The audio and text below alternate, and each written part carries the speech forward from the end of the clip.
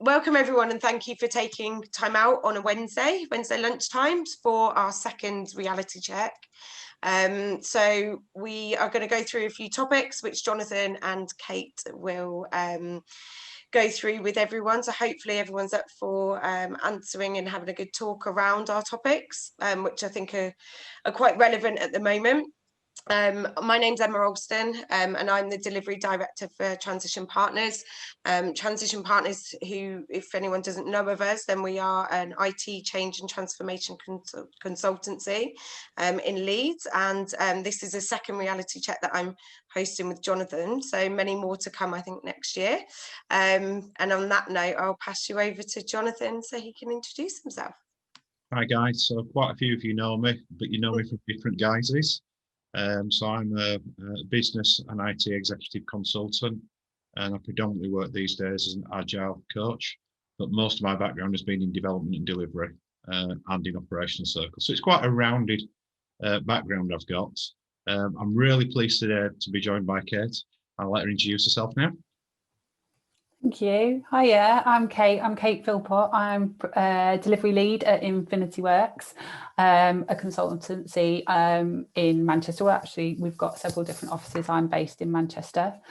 My background is pure delivery. I've been working helping teams to make digital stuff for nearly about 18 years now. So I started out at agency a very long time ago. And then worked a little bit for Sky, a little bit for iPlayer, and now I'm at Infinity, working with teams on a day-to-day basis, looking after them. So yeah, that's me. Looking forward to today. Really pleased for you to join us today. Thank you. Thank you. So start with the usual bit. Thank you to Transition Partners for hosting this. They did try for several years to actually get me to do stuff with them, but my usual philosophy is not to do talks in my local area. But given that we're in lockdown or coming out of lockdown, and the whole world sort of changed with that. And you can't get away from your local area if you're on meetings like these, virtual meetings. So the reality check, the actual background to this goes back 16 years ago. And Brian, I think you may have even been at one of the original reality check sessions. It's taken many guises, but it's been everything from recovery meetings to planning sessions and strategy. But the fundamental of it, and the title comes from three basic questions. What is the reality on the ground? What is the perception? And what does this mean in practice? They're the three core things. Sorry, I've got tongue-tied a bit there. So what is the reality on the ground in the world of COVID? What is the perception? What do people think about it? And what does it mean in practice? Now, in the last session, we spoke about the new norm. Well, that didn't last very long, did it? And we ended up in lockdown 2.0.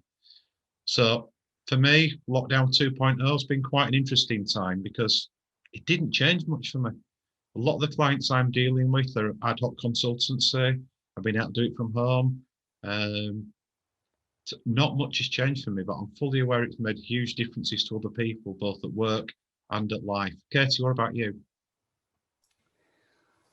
So the second lockdown, yeah, felt in some ways very different to the first, I think.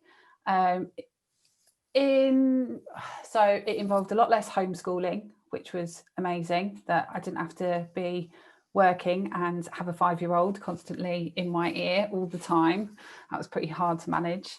But I feel like this second one that we've kind of got into a little bit of a rhythm. I feel like quite used to things now. The team that I work with at the moment, we've always been remote, so we actually formed during lockdown, and we've never met. I've never met. I don't think I've met anyone that I work with at the moment. We've got quite a big team. I think there's about 30 of us. So that's really interesting. In the first lockdown, we were really in our inception phase. So our team was really forming, and we were spending a lot of time talking about our processes, our practices, who we were, how we do stuff. And so we were really dialing up communication, really conscious that we weren't seeing each other face to face. And that was quite effective, shall we say. loads of meetings, everyone getting absolutely knackered just on Zoom all of the time, talking about stuff, but really, really valuable. And this kind of second period does feel different because we've moved away from that kind of forming stage, and now we're moving more in, we're normalizing, shall we say. So we've established our relationships. I've got my ways of working with the people that I talk to on a daily basis, and I think I've been really surprised at how successfully you can build a relationship just purely remote. It's really interesting. So yeah, it's been different. I think one of the things that I'm struggling with, and I'm interested to see whether anyone else is struggling with this as well, is those relationships kind of more on the periphery. So the people who you don't see every day, and you know, if you were in an office, you'd go, "Morning, how you doing?" And you'd kind of have an interaction just by naturally bumping into somebody. I don't know whether anyone else has struggled with that. What about you, Jonathan? So I've had quite a lot of feedback recently. There was almost a euphoria. It's a horrible word to use, but great, I can work from home. You know, I can finally get rid of that commute. I can do the things in the morning that I want to do instead of being sat in traffic for an hour and a half. But what I'm hearing more and more from managers is that the team's dynamics are changing and productivity is actually dropping in some areas because people are missing that camaraderie of being in the office together. That my own brother-in-law actually drove into Leeds to sit in the office on his own because he missed the office space. So I think that initial, wow, I can work from home is being replaced by something else. And what that something else is, I'm not sure. But there's definitely this feeling of not being as tight-knit as companies were before. I know about companies that have got cameras that are left on all day, even if people aren't at the desk. I know quite a few companies that are doing that. But I'm still getting the same feedback from people. I'm missing my colleagues. I'm missing that second life, that work life part. And I think we used the words on Monday when we were talking, Kate. Work-life balance has almost become life-work balance, you know, and there's some subtle dynamic change in there. So it's an interesting one. Has anybody else got any views? In particular, I'm interested in, Robert, your views, because your company's still relatively new. Yeah, that's correct. Hi, I'm Robert Kensek. I work as Equinity or EQ now. They have the offices in Leeds, for example. But yeah, that's correct. Our office in Krakow, because I sit in Poland, our office in Krakow, it's quite new because we started working a bit more than a year ago in July, August previous year. So yeah, definitely there is a challenge when more than half of the people in the company in Poland joined during the lockdown. So they didn't have even an opportunity to sit down for longer than just a few hours together. So that's, I think it's even more important to have the camera always on or for 90% of time on, just to see each other and that's one part. But second, which I think it's also very important, do more kind of integration events, so kind of social events. You can have a morning coffee together with the team, because that's the part where you can do a kind of small talks, but that's the part that is building the team during this difficult situation. Yeah, thank you. I find that really interesting that you mentioned about cameras on. I think it's quite a debated subject at the moment, isn't it? Whether you encourage your teams to keep cameras on, or whether it's okay to have them off. I think Jonathan, yourself and me, we were talking about how much do you push that. You know, you've got. I don't know what everyone's opinions are. I think for me, oh, sorry, after you, Brian, I'll let you go. Right. No, I think for me, it's like any change that hits us, isn't it? We go through that forming, storming and norming phase. I think for me, lockdown one, there was a lot of challenges. I think technically, just getting companies set up for people to work remotely. Some of us were sort of doing that anyway, but I think en masse, the challenge for those companies was a big ask in the short period of time. I was working at Leeds Uni at the time, and they had massive challenges just getting kit out there and getting technology enabled. I think there was behavioural issues as well, because a lot of people weren't accustomed to working remotely. It was forced upon them, so they had to adapt. We had to learn etiquette a lot of the time on some of the, because you're subjected to more Zoom calls or Teams calls or WebExes or whatever technology stack has been deployed.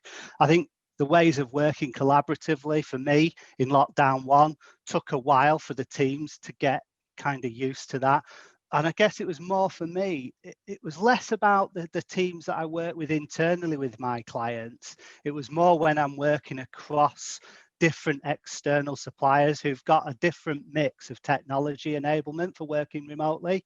So one minute your team's in with Leeds Uni, next minute I'm WebExing with suppliers, and it's trying to orchestrate those different ways and tools so that you can kind of work at pace and share the information that you need to share.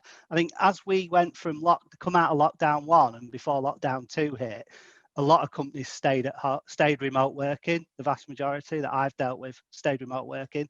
That allowed us to storm and try out and embed these ideas. And I think that period of kind of settling in has now meant that when lockdown 2 hit us, technically a lot of the tools that we use are a lot more familiar. It feels a lot more normal now working remotely, like we are on this call now, and the routine and heartbeat that you establish both in your own working day and with your teams, so that I've tried to go away from everything being Zoom calls all the time, because previously, as you said earlier, I'd bump into someone at the coffee machine or walk into the next meeting. Those are the corridor chats that, for me, I get more out of those than I do out of any status report or any Zoom or Teams meeting. So I think it has helped, the fact that we've kind of gone through this journey now. I still think there's a lot of collaboration across different clients and different partners that need to be ironed out. If we all worked on the same technology stack, it would be a hell of a lot easier. Instead of Google Docs for one person, Teams and SharePoint for, do you know what I mean? It's just a bloody thing. But actually, coming out of this now, I get more family time. But it's blurring the lines for me. I've got a home office, but as soon as I walk out this door, I'm in my family room. Yeah. And I haven't got that commute back from the office to just drain my brain of all the crap that's been going through it in the day. And kind of, I'm not sort of unwinding enough. So I find that when I'm sat there eating my tea, I'm still in work mode, if that makes sense. So that's taken a bit of adjustment, but that's just kind of my sort of experience so far. It's interesting, Brian, because when I think about it, I'm probably the same. I'm not switching off like I used to. But most people that know me know that. Switched off anyway, Jonathan. As you can tell, Brian knows me. No, I mean, I've typically worked away from home most of the time. So that means I leave home on a Monday and come back on a Friday. But that long break traveling, and I know Robert, because I worked in Poland with Robert in a different company, was when I did my thinking, when I did my collation of ideas, when I did my unwinding. So when I got home, I was home. And now I'm feeling the same, that I'm never away from work. I've also found I fragmented it more as well. So I'll do a bit of work and then I'll spend a bit of time with Elizabeth and then I'll go and do a bit more work and then I'll chat with Sophie. So it's affected my pattern of working, but I'm fortunate in that because I work as a coach and as a consultant, I'm not necessarily have to be there in a consistent block with a single team. How are other people feeling about that?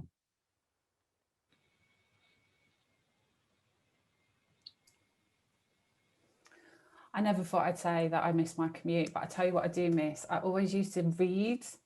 So I always would read kind of industry books on my way to work. So that's where I'd have my reading space. And I have to admit, I've not been reading at all recently. I start work, I start early, I start at 7 and I'm on. And yeah, I just haven't got that, like you say, when you're traveling, you've got that kind of thinking time, that space that's just yours. I haven't got that anymore, really. I should just make time for it, but I haven't. So how would you do that though? Because like when I've had a really, really rough day, the commute back to where I'm stopping, whether I'm driving or being driven, is the get it out of my system, because you can't do that with the team. and you can't do that with your family. But what do you do? Sit in another room away from everyone else for half an hour? How would it Go work for a in practice? walk. Yeah, I Dunno. walk the dog. The dog doesn't Yeah. know what I'm talking about, but It's Ran good at to the say, dog. Yeah, I haven't got a dog. But... has anyone else got any ways that they sort of break up from work to home life, really? I mean, a lot of people are saying that they actually go for a walk and go back into the house and then into their office, and then when they finish work they go for a walk again and then come back. Just have that, like you said, get that mind, get the work off your mind, and then back into that, right, this is the family and this is my rest time. Yeah, It's been harder. Yeah. Sorry, after you. Sorry. Yeah. My mode of transport when I was in the office was the bike. So I used to combine my commute with exercise, and obviously that's not possible at the moment. So I find myself having to go out for a walk after work just to be able to switch off. It's not just for the exercise, it's just to clear the mind and get rid of any thoughts and try to get into a more relaxed mode. So I do miss that form of commute. And you, Andrew, you about to say something? And I put myself on camera. This is Here end of contract. Look, this. I think for me it's been slightly different because number one, I've been working with Boop, just on a 2-year stint with Booper, and they've been working remotely quite a bit anyway.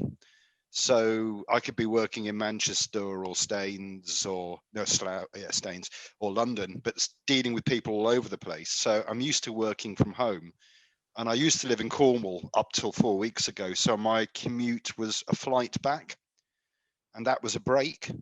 But since I've been working up here in Harrogate for the last 4 weeks, I've literally put on about 3 or 4 pounds. And well, you're finishing some projects off. You're finishing you'll start work at 6:30. You'll finish at 7. It's dark.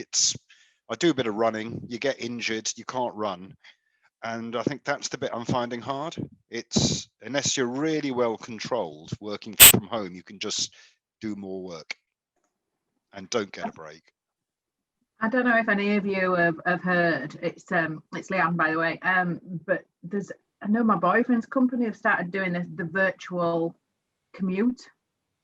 Okay. You have to Google it. I don't know the full details, but I know certainly for them, the sort of well-being coaches at his work had suggested actually going for a walk for a coffee on a morning. So if you would have normally taken half an hour to drive in to work, it probably takes me about half an hour to drive into the centre of Leeds for my role. I'd probably just go for a walk up to Greg's at the end of my road, grab a coffee and come back, and they're calling it the virtual commute.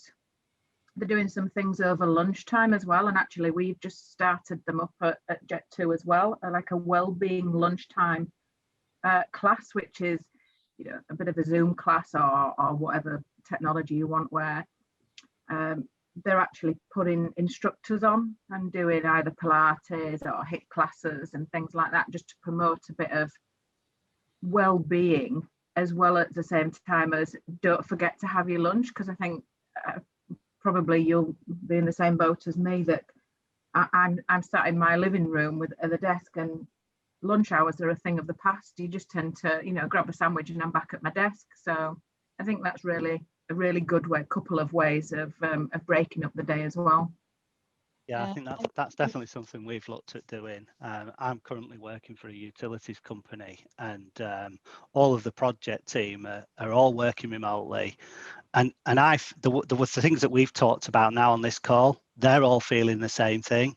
And as leaders here, we've got part of it is you've got to keep that team motivated. It is quite isolating, especially when you've got challenging projects. You're up against the deadlines. There's a lot of pressure on. You can normally, in the office environment, turn to your colleagues sat next to you, bounce ideas across the open plan office, and collectively you can work through and share. They haven't got that outlet, so we've done this in Lloyds Banking Group, Jonathan, but we have these we call it a virtual brown bag session now. Brown bag being the carry-out bags you have with your sandwiches and your drink from the shops. And basically, we all just open a Zoom call. Anyone can drop in from the team, and we just chat and share any problems, but also I try and encourage them to just talk about the things that they're doing in their personal life as well. A lot of people don't like doing that, but it's just another way of kind of giving them an outlet to talk to other people in a work environment sort of situation about work, rather than them going home and talking to the family and kids and wives and partners about work all the time. We're just kind of giving that little bit of an outlet for them, and that's kind of proving quite popular. It can come naturally, though, I think. I mean, again, Bupa has been a great experience for me because it's all been remote working. But we do, you know, if you get the right team in place, I've been working remote teams for 2 years, and we can have a laugh. And when you get to meet them, it's a bit disappointing, but, you know, you can actually have quite a bit of feedback and bonhomie if you've got the right people in a team. And I think sometimes the structured stuff actually can turn people off. And this is where Bupa have been very good. They've had some structured sort of entertainment, but other teams, it's up to the managers and the teams to get. Oh, we had a wear a hat Friday the other day just because everyone's virtual. And I've worked in a very mature team, which is, it actually has worked remotely for 2 years. And even with people abroad, dealing with people in Dubai, Hong Kong and China, you can still get the same level of interaction if you drive things the right way, I think. It's a maturity of company, I think, as well.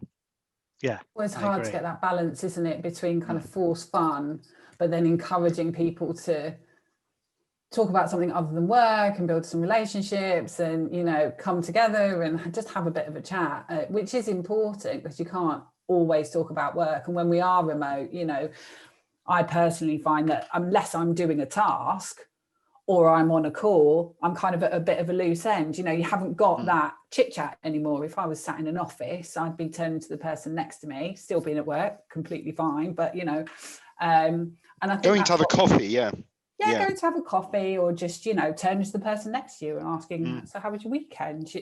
And that's all part of work, and that's all part of the kind of building those relationships that we are missing a little bit. So people kind of try and put these things in place that try and emulate that a little bit, but it does sometimes feel a bit forced, and it can be really hard, can't it?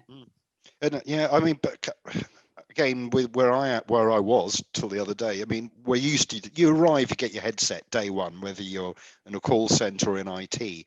So people are very used, but they did have very good canteens, very good open offices. And I think there are times where I've sort of walked out for a coffee, especially during first lockdown.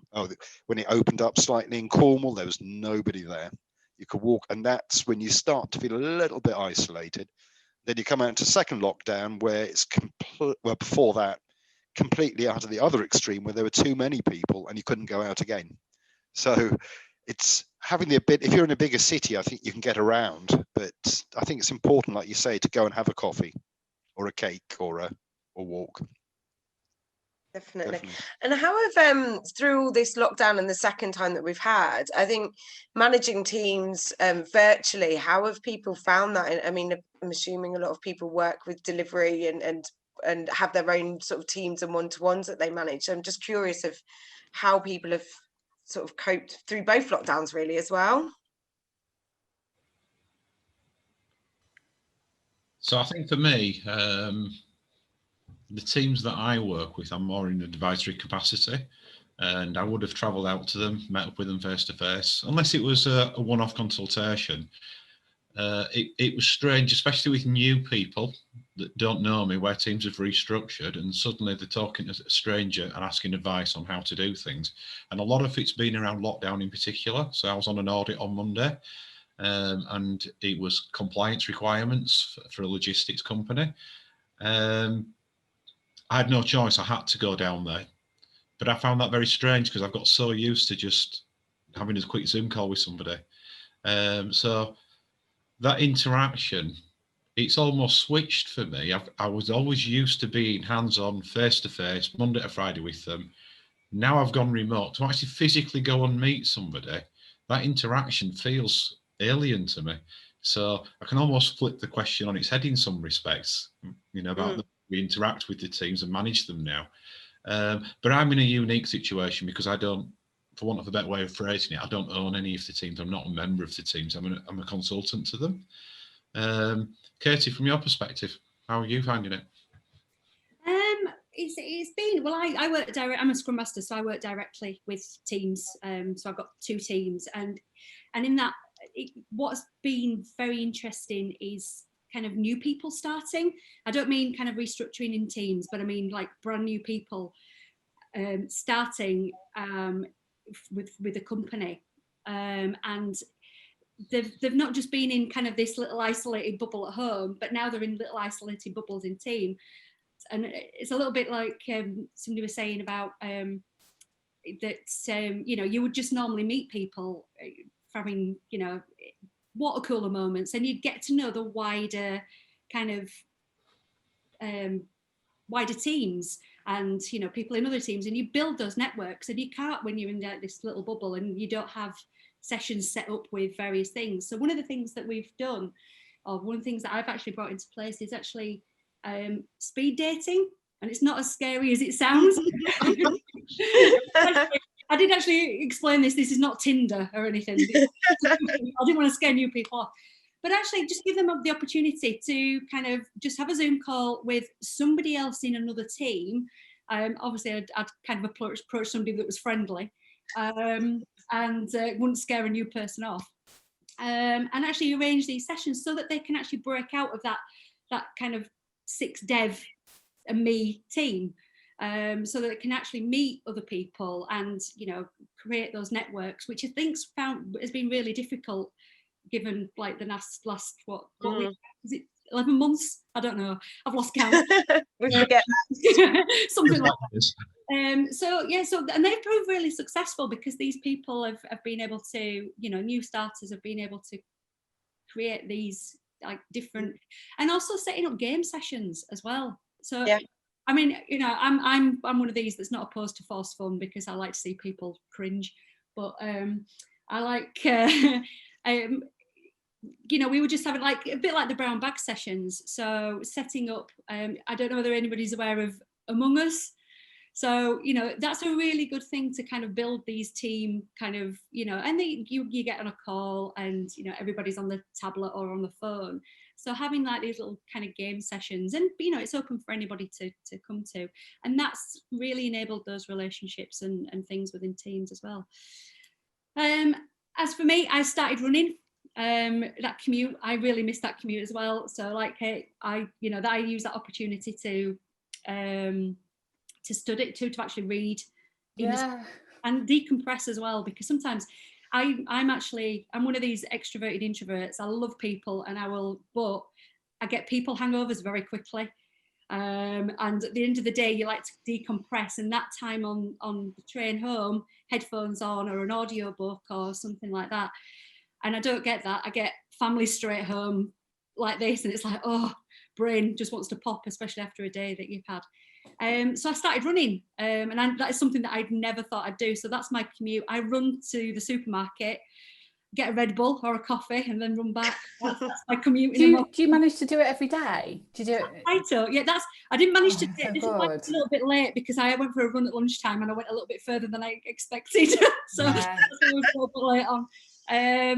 But yeah, I forced myself to do it. I have a little plan of everything. So, you know, because right at the beginning, I don't know if anybody was right at the beginning, it was like, this is all right, this. Jammies, I'm in my jammies and stuff. You know, I'm not on no calls, it's fine. But you have to kind of really have that working day, that structure, because you can really fall into like a real cycle of, and it almost feels like really oppressive as well. I didn't have an office, and I kicked my husband out of his music room.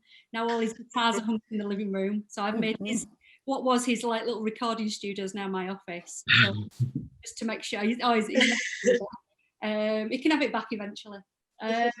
So just to have that separate space, even though I'm in the living room at the moment. But yeah, there's things that you kind of have to do. So you know, you work in kind of delivery environments and things like that. We adjust.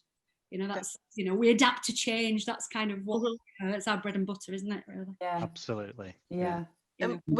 We've had a question as well from Tracy. So, and I think Brian's sort of answered as well, but I'm quite interested in hearing other people's views as well. So she said, has anyone been onboarded to a new company during lockdown? What were the main challenges and how did they overcome them? There's Tracy. Hi, Tracy. So I know that Brian said that you've had twice, haven't you, through lockdown? You've been in new places. So did you have any challenges?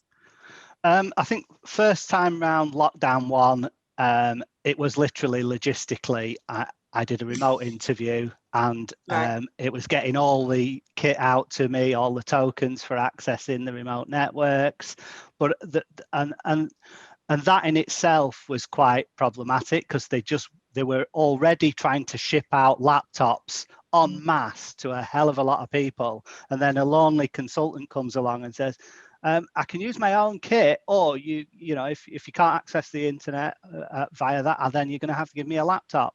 And just it took a while to get that laptop and get me effectively hooked into their systems. But the biggest challenge I felt was for that particular contract I never met any of the team, from my project team right the way up to the exec sponsorship. I never met them in person. And even when I left and they sent out the courier to collect all my belongings, I couldn't even have a leaving do or anything like that and say goodbye to the team. So it was really weird. And there's probably other people that have had that, you know, because the social bit of work afterwards, just nipping out for a drink or just saying farewell to people that have time served, that is just not happening anymore. And I feel sorry for those people. But other than that, that was fine. I think this second one, it was a lot easier because they're quite flexible. I can use my own kit, and that I got up and running, and I'd already learned from the first experience. Yeah. But communication, I think, is pretty poor at the moment. I think in the companies I've been in, you go from lots of communication about COVID, but nothing really around testing the mental health of individuals and teams. That bit, it's a token gesture, I feel, a lot of the time. They're just paying lip service to it, where do they actually mean it? You know, and I think that's going to become, if this persists, and it, you know, for a lot, then I think it is good. Well, it will persist because companies have already said, we're actually not going to go back to that old way of working. Yeah. So culturally, there's going to have to be a big shift and emphasis on the mental health of colleagues. Yeah. That I'd be interested to see how that's going to develop. And Can I Emmanuel? ask a question? Thanks for that, Yes. Ryan. Thank you. I mean, so hello. I haven't been in one of these talks. So I've work at the moment at the university. I have done actually remotely working for the university in Germany, but from my home in Edinburgh. So I'm set up. I have my own office. I have my monitors. I can do everything at the same time and so on. So I probably was more prepped than anyone else for working from home because I've done it for the last 2 years. My observations, so we don't in universities normally deal with Agile, right? Everyone works from home and we take the work home and we work from home and we dream about their work and we go back and we work a bit more and then so there isn't any separation between work and home anyway. But so that wasn't so much of a problem. I did find actually, so I did take part in a 5-week kind of what do you call it, boot camp, and that was in now October for 5 weeks. And so I didn't know any one of the people before from my previous job in my university. I knew the people from before. I had met them, I made friends, and then I had to go back to the UK. So there was some social connection.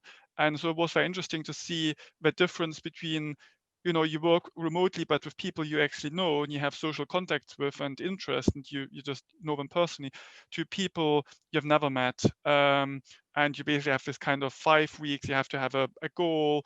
And like, so surprisingly, for example, like the most I learned about the people in my small group of 5 was actually at the very end. So we actually had delivered a project. And then we had like half an hour before we basically said our goodbyes. And that's actually when we were talking about, oh, what we're going to do actually, you know, what does the future hold for you? What are your worries?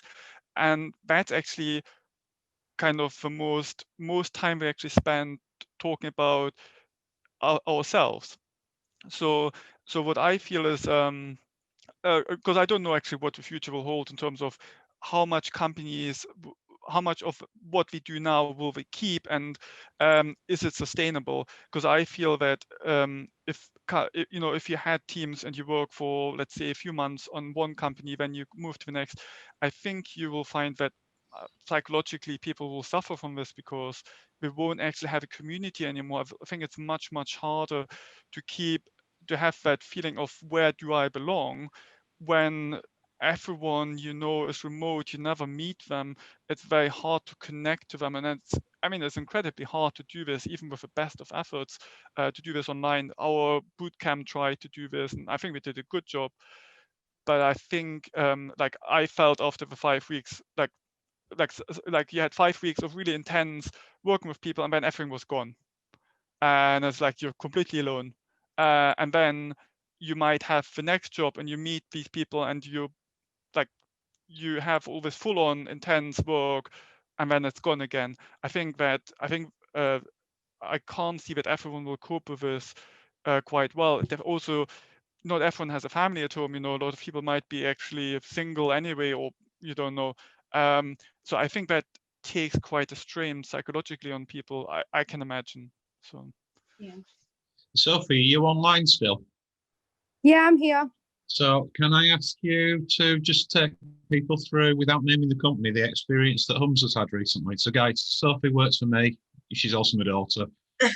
She covers legal aspects of my company for me, amongst other duties. But Sophie, just explain about Humza's training, onboarding and experience that he's had recently, please. Okay, yeah, so he's just started a job in the last 6 or 7 weeks where he works completely remote, COVID or not. Like, he'll always work from home. They've sent him like a computer. He has like his system and stuff.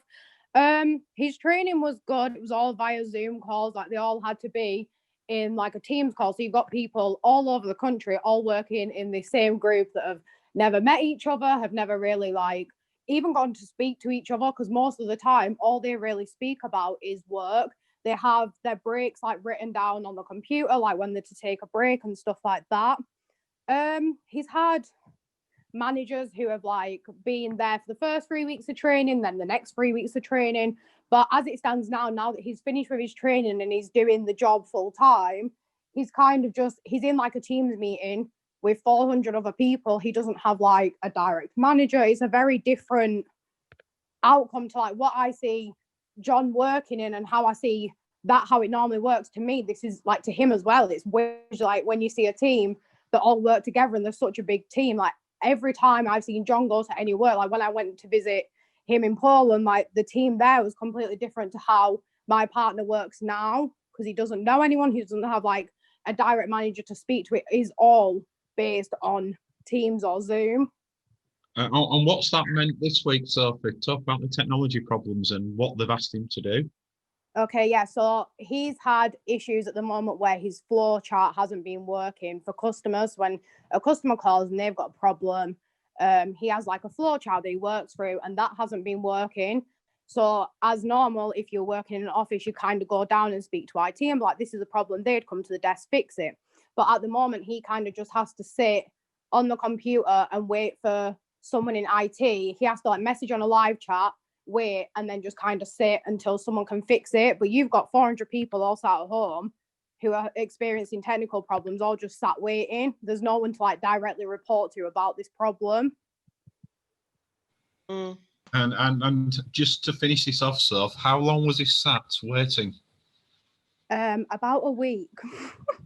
Oh my gosh! He was asked to sit at a screen for a week whilst he solved the problem, but he wasn't allowed to leave the screen. So, no, every single day, 8 till 5, apart from a 1 hour break, he had to sit and just wait for someone to contact him. So that's just to put a different spin on things about how technology, and when you've got large teams and you don't necessarily realise the impact that this minor problem your experience is affecting everyone else. And likewise, if you haven't got the management structure set up correctly. What I'd like to do now is ask Robin the sort of techniques that he used, because he's always been really innovative when I've worked with him, and I've always gone, wow, that's a really great idea. So Robin, remote teams from your perspective, how have you managed with them?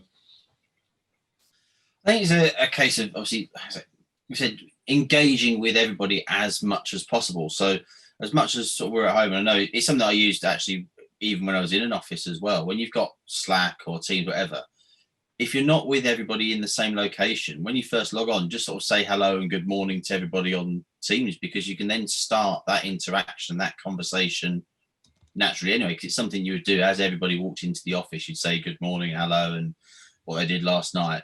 Why not do it on Teams right at the beginning of the day or right at the end of the day as well? To say, right, I'm signing off, I'm off home, I'm going to go and do this tonight, whatever it may be. And I know what we can do may be a bit limited, but it creates that interaction between people that you would naturally miss. Again, I started a new role sort of at the end of the first lockdown period, back in June. So I've not met anybody that I work with. They don't use video, although we sort of do calls over Slack. They don't use video because their network can't cope. You would have hoped they'd have sorted that out, but we can't do it. So it's difficult to gauge what people are thinking because you're missing that face-to-face contact. So, and it's difficult to build those relationships. So whatever you can do is really, really important.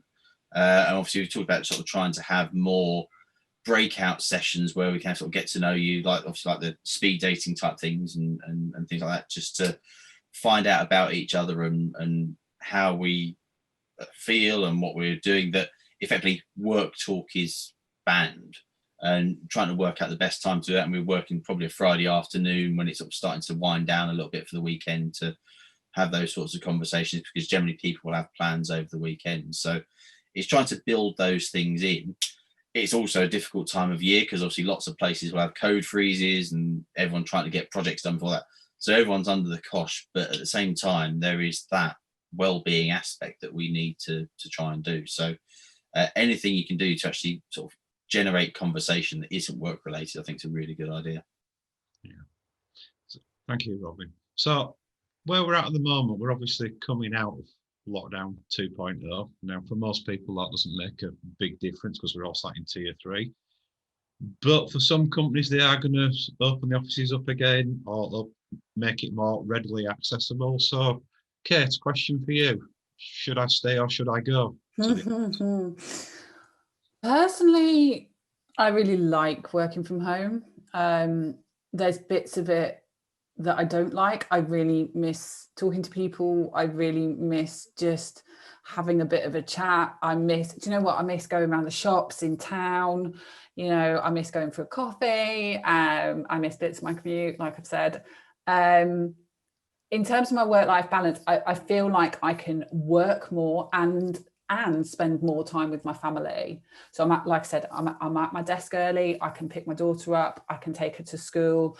Previously, I had an hour's commute each side. So that I was traveling 2 hours a day. It was really difficult. And so working from home, I feel gives me it opens up a lot more opportunities for me in terms of what I can do with my time. I think there's some things that, let's face it, are just better face to face. So there's some things like workshops, sessions where, you know, so I tried to do, I kicked off a big project and we did it all remotely. We did it all over Zoom. And normally what you do, how you would do it is you'd probably have a day in the office. We tried to do a day over well, we were on Teams, but whatever. And it was exhausting. It was absolutely exhausting to try and keep up that level of engagement. And it was proper thinking time as well. Was really, really difficult. So I think for some things I would really like the opportunity to be able to go back into an office and just have that kind of face-to-face interaction. Would I like to do it all the time? No, to be honest, I don't think I've words. But yeah, we shall see. See, it feels like there is a real shift, you know. It feels like we've come overnight, everybody in the country changed their ways of working pretty much. In our industry, everybody was forced to change.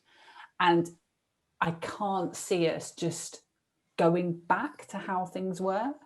I don't know what anyone else thinks, but it just it feels quite distant now, that the thought of getting on a tram, getting on a tram, doing an hour, going into the office. I don't know. It seems almost absurd. Yeah. David? So I take a different view to you on this. Oh. It goes back to my average 5/7 hour commute on a Monday. I have two lives. I had a work life, which was Monday to Friday, and then I had a separate life, which was home life, which was weekends. And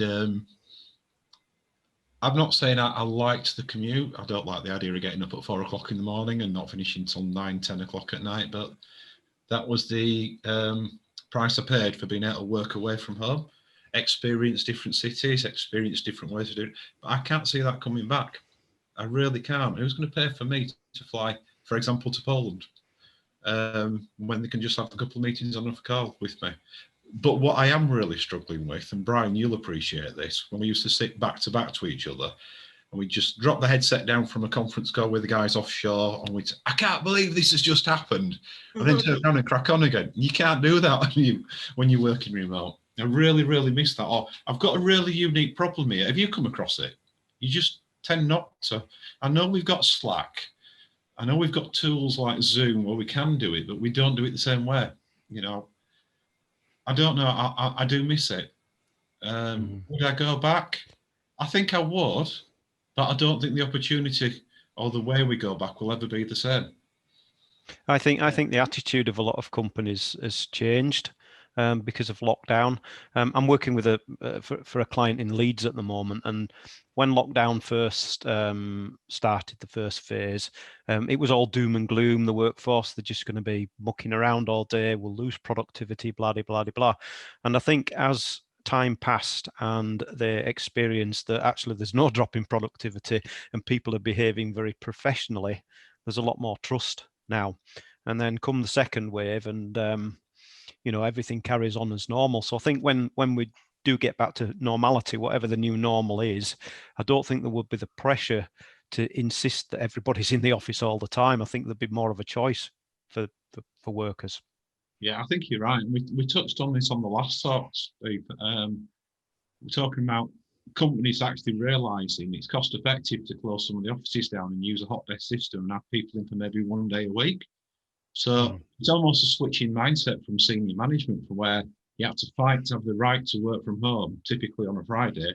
And a lot of people view that as a slacking off day, whether it was or not is a different debate, to where they're saying, please don't come into the office because we don't want to use the desk, especially in places like London.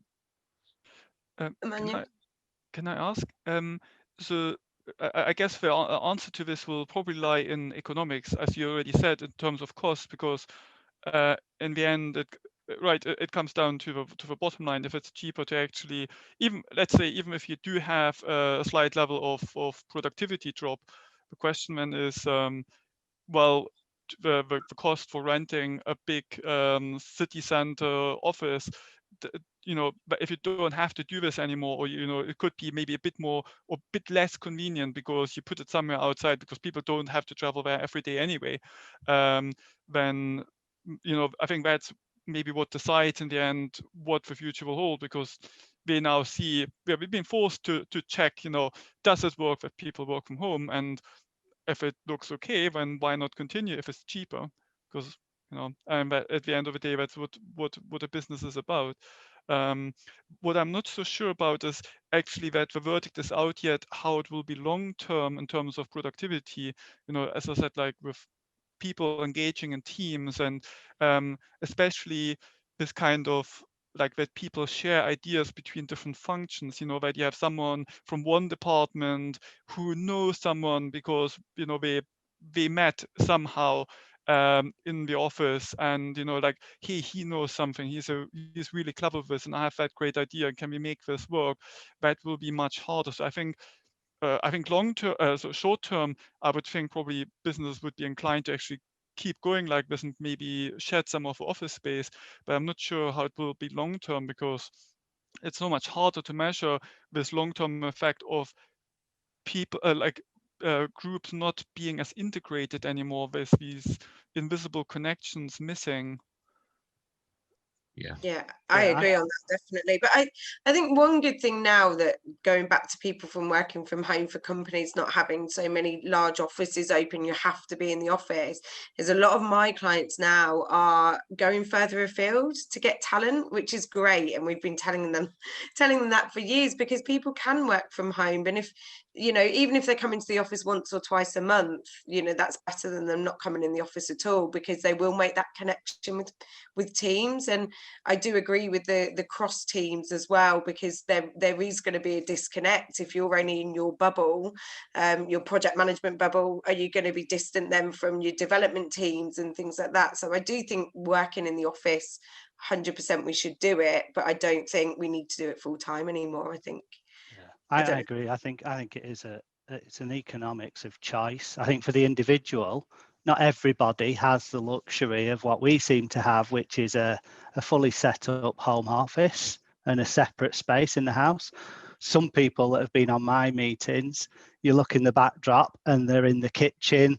There's the rest of the family going behind it. You can see them going like this, and that is not conducive for that individual. They get very frustrated by it because they can't escape the family. Yeah. And they would value being in the office. They craved getting into the office for that serenity and that peace, that I call it peacefulness, but that kind of environment is very focused. So I think individuals will choose whether they want to do fully remote, fully office-based, or probably a bit of a hybrid mix. I mean, Jonathan, we've been doing remote working for, you know, it's been an evolution for us rather than a transformation. We've been doing it 10, 15 years now. So it's a natural move for us. I think organisations, as you've just pointed out there, suddenly they've got the choice now of their catchment area for talent has suddenly practically gone borderless. They have now, if this continues, the option of recruiting globally and assembling the best people and not having to fight with the economics of London weighted higher prices because of how, so suddenly the financials work for those individual companies if they can get it right. And I think so you'll find on an individual level and an organizational level, there'll be lots of different choices going on. And it's up to you as an individual to pick out what works best for you and seek those companies out that offer. Yeah. Just going to one of the company that I work for, we were based in Leeds City Centre, and the company has taken the decision to close that office because it's just not financially viable for us to be in an expensive city centre office anymore, and we are going to be moving out of the city centre with a choice, which is good. Although I am leaving the company in 4 weeks, but you know, for the people that's going to be there, it's they're going to have that choice whether to work, you know, a day in the office. But it is that, you know, but it's a financial decision that the company has taken, that they realise that, you know, people are productive, and you know, they don't need to have this all singing, all dancing office in the city centre. And just going back to kind of working from kind of isolation and mental health has been a massive factor for a lot of people kind of wanting to go back into offices. I know kind of at the end of kind of the first lockdown, I had a guy who I work with who lived on his own, very sociable chap, lived on his own, and he found it incredibly difficult to be so isolated, to the point where he'd, on a morning when we'd have a stand-up, he'd come and have a coffee in my garden, because just to actually have some kind of FaceTime with people. This was when we were allowed people in our gardens. So, you know, he'd come and we'd actually be sat there in my garden when it was sunny, on our laptops, and actually join a meeting with the rest of the team, because it just for that kind of FaceTime with a human being rather than on a computer. So it's, yeah, I think going back to like the mental health thing, it's something that companies really do need to take into account if this is going to be the new norm. So guys, I'm conscious of the time. Thank you, Katie. If you've got some topics that you'd like to discuss on the next session, Robin's going to be actually co-hosting. Great to have him on board on this. So please send, is it to you, Emma? Yeah, well, Alicia will send out, as she always does, is like a feedback form. I think a few of you who were on last time. So Robin put his hand up to help host and do the next one for us. So we didn't manage to get onto retrospectives, which is one area we wanted to cover off, but I think we can definitely move that into the next session, Robin, can't we? Absolutely, yeah. Yeah, so any ideas, anything you want to talk through, just please let us know. But I'm, you know, happy to keep this on, or if people need to go, we can definitely close up and then join in ready for February, I think we said, for Robin's reality check as well. So I know that Kate has a meeting in a minute, don't you, Kate, as well? I do. I've got to go, I'm afraid. Me Thank too. you very much. I think it's been a real privilege having you with co-host with us. Thank you, Kate. Oh, it was lovely. Nice to meet you all virtually. Yeah. Bye-bye. Just before people drop off, guys, it's been a really good conversation. Thank you for being an interactive audience. I hope you've got as much out of it as we have. The whole point of these roundtables is to share ideas, and it's to keep each other held up as well, you know, so keep talking to each other. It's definitely cathartic. Shut up, Brian. Thanks, everyone. Gotta go. Cheers. Thank you. See you later. See you later. Bye. Thanks ever so much, everyone. Bye. So, Okay. Thank you. I wish you a nice day. Bye-bye. Cheers. does anyone want to go through any other topics? Are we all I'll be happy? fine. Yeah, good. Thank you very much, everyone, for coming. And yeah, hopefully we'll see you at the next one once we get the topics sorted. So anything you want to talk about, do let us know, and we can definitely put that on, and hopefully we'll get through them. I'll stop recording now.